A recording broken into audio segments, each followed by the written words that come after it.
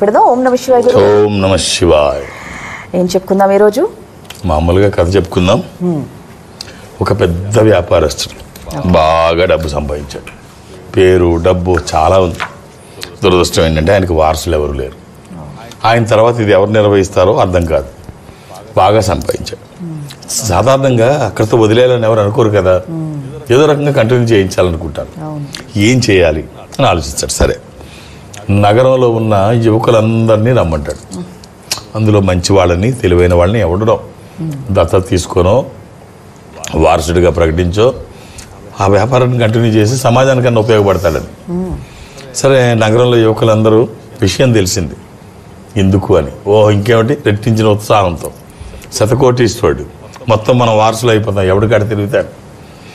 సరే వచ్చారు, అందరూ వచ్చారు. అందులో ఒక తెలివైన ఒక అమ్మాయి కూడా ఉంది, ఒక చక్కని పెళ్లి కాని యువతి కూడా. ఇలా అందరూ వచ్చారు. ఆ అమ్మాయి తల్లితో పాటు వచ్చింది. అప్పుడు తను చూస్తాడు, వ్యాపారస్తుడు చూసి, జమీందారు చూసి, మీ అందరికీ ఓ పరీక్ష పెడతాను, పూల విత్తనాలు మీ అందరికీ ఇస్తాను, ఒక కుండీలో ఇవన్నీ వెయ్యండి, మీ విత్తనాలు వేసి పూల చెట్టుని జాగ్రత్తగా పెంచండి. అది బాగా పెరిగిన తర్వాత 3 months టైం ఏదో ఉంటుంది కదా అది పెరగడానికి. ఆ రోజున ఒక డేట్ పెట్టి అక్కడికి తీసుకురండి. ఎవరు బాగా పెంచితే చూద్దాం, ఎంత బాగా వాళ్ళు దాన్ని చూసుకుంటారో, ఎంత బాగా దాన్ని పెంచగలరో చూద్దాం అని అందరికీ విత్తనాలు ఇస్తాడు. అందరూ తీసుకువెళ్తారు. తీసుకువెళ్ళిన తర్వాత ఈ అమ్మాయి కూడా తీసుకుంటుంది. తీసుకొని అందరూ నీళ్లు పోస్తుంటారు. చక్కగా రకరకాలుగా వాటిని పెంచుతుంటారు. ఎరువులు వేసి, అవి వేసి, బాగా పెద్దగా అవి ఇవి రకరకాలుగా పెంచుతుంటారు. ఈ అమ్మాయి పాపం నీళ్లు పోస్తుంది, అసలు మొలకెత్తదు. ఎండలో పెడుతుంది, మొలకెత్తదు. ఏం చేసినా మొలక రావట్లా. అసలు ఎలా ఉన్న విత్తనం అలాగే ఉంది. తల్లి చెప్పుద్ది, నిరుత్సాహపడకు, అది లేటుగా రావడమో లేకపోతే ఏదో కారణమో ఉంటుంది, నువ్వు మాత్రం బలహీనపడకు అని తల్లి చెప్పుద్ది. సరే, అలాగే టైం అయిపోతుంది. అందరూ మాత్రం బ్రహ్మాండంగా తయారు చేస్తారు. ఆ టైంకి అందరూ తీసుకొని వెళ్తారు. అందరూ తీసుకొని వెళితే ఈ అమ్మాయి కూడా తీసుకొని వెళ్తుంది. ఖాళీది. ఈ అమ్మాయిని చూసి అందరు నవ్వుతారు. ఖాళీ పక్కది ఫ్లవర్ వాయిస్ తీసుకొచ్చింది, ఖాళీ తీసుకొచ్చింది పూలకుండి అని చెప్పి నవ్వుతూ ఉంటారు. అందరూ బ్రహ్మాండమైన పువ్వులు బాగా పెంచి కుండీలు నిండిపోయినాయి అనమాట. మంచి బాగా తయారైనాయి. వరుసపెట్టి అన్నీ చూసుకుంటూ వస్తున్నాడు.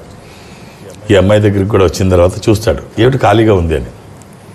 ఏమిటి మొక్క వేయలేదా, విత్తనం పెట్టలేదా అంటే, లేదండి విత్తనం పెట్టాను, కాకపోతే అది మొలకెత్తలేదు. నా ప్రయత్నం పూర్తిగా చేశాను. నీళ్లు కావాల్సినవి వేశాను, ఎండలో ఎంత టైం పెట్టాలో పెట్టాను. మొక్క బతకడానికి, విత్తనం రావడానికి ఏం అవసరం అన్నీ చేశాను, అయినా రాలేదు. నిజాయితీగా నేను మీ ముందు జరిగింది ఇది చెప్తున్నాను.